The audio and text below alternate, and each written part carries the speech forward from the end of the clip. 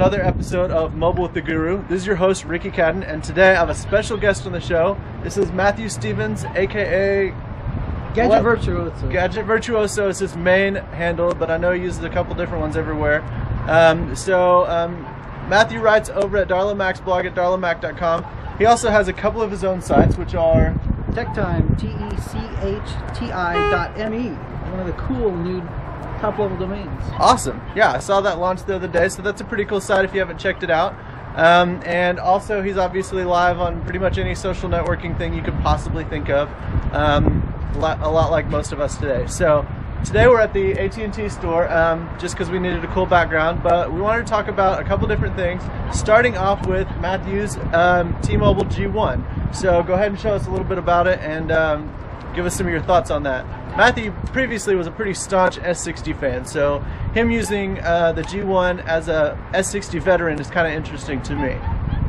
Well, the main thing about the G1 is just the integration of Google's applications, contacts, maps, everything is integrated. Chat, you go from contacts to chat to maps all within 1 or 2 clicks. Nice. The big downside, of course, compared to S60 is the camera. The camera just is abysmal. It will just not do as a mobile camera. They should be ashamed to even call it a 3 megapixel camera, because I have VGA cameras that do better. Even the front-facing one on your N95? Even the front-facing one on the N95. I thought pictures on my 3650 turned out better than most of the pictures on this thing. It's wow, that would actually probably be a good post.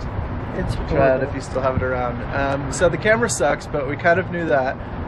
And it's interesting that the Google stuff, I guess it's not interesting, it kind of makes sense that the Google stuff is really well integrated. Because S60 is usually a pretty good platform to use Google products on. Right. With most, they've got the Gmail app, Google Maps Mobile, which is, if you don't have that installed on your phone, you should. Basically, like I was showing you at lunch, you go from, I was looking at your contact, I tap your address, it comes up in the map. I want to get directions there, 2 more taps and I have directions to your house. I mean, you can't make it any easier. Yeah, that's true. So, good stuff. And what about the actual hardware itself, though? How's that stand up versus your N95 or the N73 or other S60 phones? Hardware-wise, it's pretty good. I do like the rubber background that we've got on here. It feels good. It's not scratchy. The screen it's got that nice click. It's real solid, but it kind of looks a little off. The keyboard is very nice, very high quality. I'd say I like it even better than the E71, and that's a good quality keyboard. Wow, yeah, that is a good keyboard. Good deal. So it's pretty. Does it have any kind of predictive text like the E71 when you're using QWERTY? It's supposed to, but I guess that function either doesn't work right, but I obviously haven't missed it. And I didn't like the predictive text in E71 all that much anyway. No. I actually find it pretty handy, but it took me a while to get used to it. Yeah. So I would let it really do it. I had a lot of typos, and I ended up just disabling it. Huh. Good stuff. So, other than the G1, we did have a couple other things we want to talk about. The first thing, and this was actually a surprise to Matthew, I found out earlier today that Nokia has basically claimed SIM-SMB, which is a Wi-Fi networking tool, kind of as their own. Basically, 2 employees of Telexy who helped develop SIM-SMB were also full-time employees at Nokia, and so under the employment agreement, Nokia was allowed to say, you know what, since you developed this while working for us, it's basically ours. So Matt's had a little bit more time to play with the SIM-SMB. Can you give us a little bit more insight as far as what the application does and its key features? Well, really, it just makes the phone another PC on your network. So it's browsable. You can browse your PC from your phone, or browse your phone from your PC all over your Wi-Fi network. Cool. Kind of a neat little tool. The previous version was kind of hinky. It didn't work very well, but the newer version does what it promises right out of the box. I didn't have to play with it very much to get it working. Cool. So, and what are your thoughts on the whole... I think that's kind of low on Nokia, personally. Yeah. I mean, they put a lot of work into it. Yeah, they're Nokia employees, but did they really do it on company time? Yeah, I have to agree. While I definitely see that, if there's a contract signed and that's what it says, well then they're within their rights, but that doesn't always make it a really good decision. No, I think that's kind of low. Yeah. So anyways, Like we said in the post earlier on Simi and Guru, we wish the best on the Telxi team. And obviously they're looking for new projects to do, and anything that they do I'm sure will be pretty high quality, so we'll definitely be keeping an eye out. Hopefully we can help them spread around whatever the next project they go for. So did you have anything else that's happened in the last week in mobile tech, Symbian, anything related that you thought was kind of neat? Not really. Been kind of a quiet week for me, really. It has been. It's been a pretty boring week in the mobile world.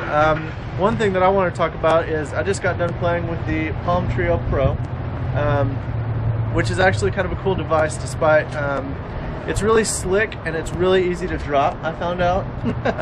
But one of the really cool things that I found is it comes in this incredibly small box, even smaller than the E71 box, which is pretty small for S60. Kind of reminded me of the iPhone box. Oh yeah, definitely. And what's cool about the Palm Trio Pro is that it has its synchronization app, software inside the phone's memory, so that when you first connect it via USB to your computer, it automatically installs the application that you need so that you can go ahead and start syncing. That's a pretty neat little trick. I always thought it was kind of a waste to include the CD because it was out of date by the time I got it anyway. Yeah.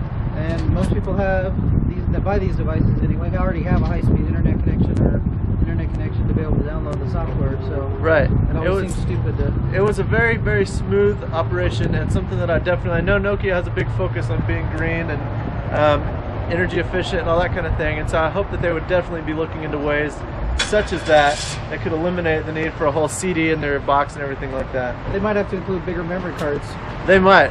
Heaven forbid we get a 16 gig card. However, speaking of that though, I will give them credit that most of the newer phones, the N79, the N85 that do not have a big built-in memory are coming with 8 gig micro SD cards, which is pretty impressive considering my N73 came with like what, a 256 or something ridiculous like that. Always complains about it. It's not the toys that are expensive, it's all the accessories I gotta buy with it.